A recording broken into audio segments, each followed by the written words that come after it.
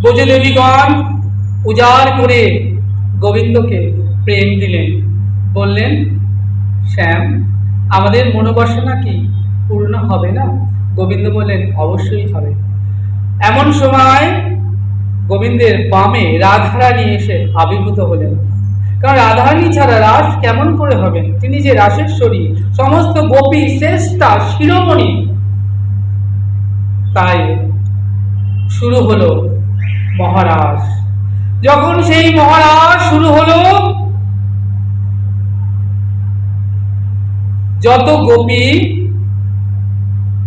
তত কৃষ্ণ, ঘিরি ঘিরির ব্রজবালা, মাঝে লয়ে চিকন কালা। এক গোপী আর গোপীকে দেখার পর্যন্ত সময় পাচ্ছেন না। তারা দেখছেন আমাদের পাশে কৃষ্ণ, তারা ভাবছেন অহো সৌভাগ্যবতী, আমাদের মতো এমন সৌভাগ্যবতী রমণীকে সংসারে আর দুটি আছে। দেখো কৃষ্ণ আমাদের সাথে গিরি গিরি নৃত্য করছে, তাহলে গোবিন্দ আমাদের সঙ্গে। রাধারানী মনে মনে চিন্তা করছেন, আমি যেমন ভাবে আমার প্রাণ বধূকে লাভ করেছি, ব্রজদেবীগণ তো সেই একই ভাবে প্রাণ বধূকে লাভ করলেন। রাধারানী তিনি কি করলেন? মানবতী হলেন।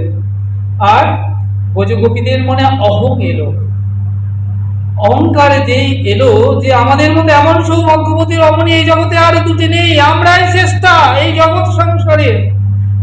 আর কোনো অহংকার গোবিন্দ পছন্দ করেন না। তিনি কি করলেন? সেই রাস থেকে অন্তর্হিত হয়ে গেলেন।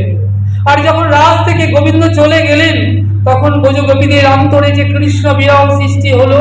কোন গোপী তখন তিনি কি করতে লাগলেন না, কৃষ্ণের মতো বংশী বদন করতে লাগলেন, কৃষ্ণের মতো কথা বলতে লাগলেন, কৃষ্ণের মতো চলন করতে লাগলেন।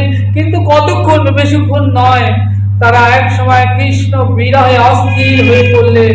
তারা কি করলেন? কৃষ্ণ বিরহে অস্থির হয়ে তারা এগিয়ে চললেন। কেন? রাস্তা ভেঙে গিয়েছে। যাকে পাচ্ছেন তাকে জিজ্ঞাসা করছেন, তুমি বলতে পারো কোথা গেলে আমরা আমাদের পরাণ বধূকে পাই?